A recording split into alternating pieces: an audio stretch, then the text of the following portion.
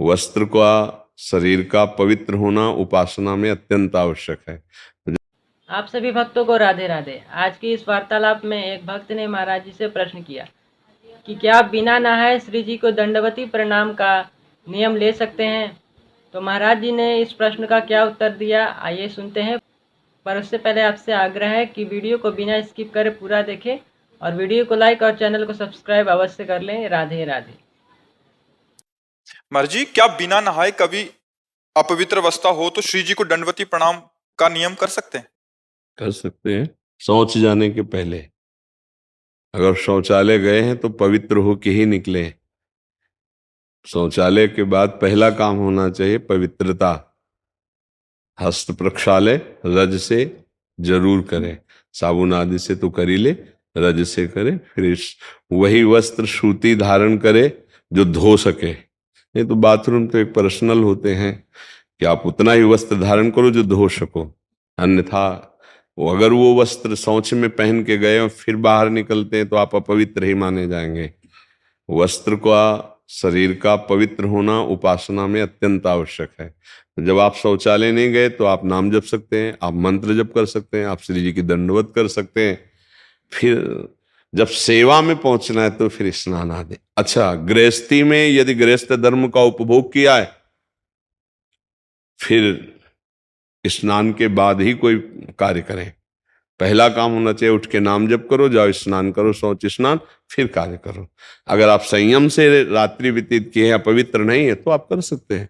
गृहस्थ में होता है ना, तो उसमें सावधानी ये दो चीजों की रखनी है कि जिस शैया पर आप शयन करते हैं वो शैया गृहस्थी में प्राय अपवित्र होती है, तो उस शैया पर बैठकर गुरुमंत्र आदि नहीं जप सकते।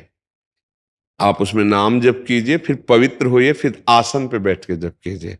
अब जैसे साधु महात्माओं की शैया होती है परम पवित्र होती है, तो जगह जब मंत्र शुरू कर दिया, फिर शौच स्नान गए, फिर तो ये चीजें थोड़ा ध्यान रखने की बातें हैं। अगर आप पवित्र हैं तो आप दंडवती कर सकते हैं। आप अगर ऐसा तो फिर आप स्नान आदि के द्वारा, क्योंकि आपका प्रश्न सब गृहस्थों के लिए उत्तर होगा, तो इसलिए ऐसा। मर्जी, क्या श्री जी की सेवा में दूध आदि को ठंडा करने के लिए फूंक मारना सही है या नहीं वो पवित्र नहीं माना नहीं जाएगा? नहीं, बिल्कुल नहीं। उसके लिए आप वो जो छोटे पंखे होते हैं उनसे किया जाता है। क्योंकि हम अगर आपको चेक करना है तो जैसे हम बात कर रहे हैं, आप ऐसे शीशा या कुछ आप रख दीजिए, कागज ही रख दीजिए, तो हम चाहे जितना संभाल के बोले छिट्टियां आ जाएंगी, क्योंकि इसमें रस निकलता रहता है।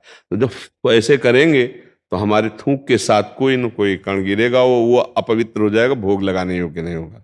कुछ भी ऐसे नहीं। अगर रसोई भी बनाने का नियम है तो उसमें फोकनी रखी जाती थी, ऐसे डालेंगे तो वायु वहां शुद्ध होके जाएगी, बीच में जैसे कण भी थूक के निकले तो वो फोकनी में ही रह जाएंगे। तो अग्नि पवित्र और रसोई पवित्र बन रही है। कुछ पवित्रता का जो निर्वाह है, ठंडा करने के लिए छोटे पंखे आते हैं, ऐसे हाथ से पंखे कर दिए, थोड़ी देर में ठंडा हो गया उचित, और फिर भोग लगा दिया। मुख से तो ना करें ऐसा। और रसोई बनाते समय बातचीत करने के लिए भी मना किया गया है, क्योंकि हम जैसे आटा लगा रहे हैं, बातचीत कर रहे हैं, अगर चिट्टी पड़ गई तो भोग लायक नहीं रहा। हम अंदर नाम जप करें, बात करना है, जैसे गुरुजनों से जैसे बात की जाती है ना, जैसे खड़े होकर बात करना हो, तो ये पद्धति है, ऐसे करके बात की जाती है। उसे सभ्य जो पुरुष बात करेगा अपने गुरुजनों से, श्रेष्ठ जनों से, तो ऐसे बात करेगा जी, ऐसे कि कहीं मेरी थूक की छिट्टी सामने मतलब ना चली जाए, ऐसे करके बात करेगा। तो ऐसे ही हम जैसे रसोई बना रहे हैं, हमें कोई बात करनी तो ऐसे रसोई से हट के जी ऐसे बात किए, कि हमारी कहीं रसोई जो अमनिया हो रही उसमें कहीं आवाज के उच्चारण मात्र में कहीं थूक की छिट्टियां ना चली जाए। तो ये पवित्रता भाव सारा खेल है ना, मेरी श्री जी भोग पाएंगी, तो भाव है ना, तो ऐसा कर लो। मर्जी, क्या श्री जी के प्रसादी पुष्पों को गौ माता को आहार के लिए दे सकते हैं? जरूर दे सकते हैं, अगर वो सम्यक पा जाए तो।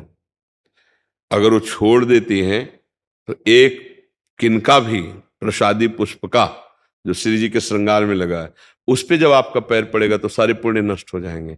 इसीलिए उसको सुव्यवस्थित करके, जैसे हम यमुना जी, गंगा जी जहां धाराएं हैं, तो धारा से 10 हाथ पहले बालू खोद लें और खोद के उसमें नीचे करके ऊपर से बालू डाल देते, जब गंगा जी की बाढ़ आएगी तो उसमें, और वो अंदर ही वहीं रेती पे हैं तो परम पवित्र स्थान है, और किसी के ऊपर बालू कर दिया तो अब पैर किसी के लगने वाली बात नहीं रह गई ऊपर से, क्योंकि ये पृथ्वी भगवान शेष जी के फड़ पे ही तो टिकी है, कहते नीचे तो है तो भगवान है शेष जी के फड़ पे टिकी हुई है, तो हम ऐसे मर्यादा से कर ले।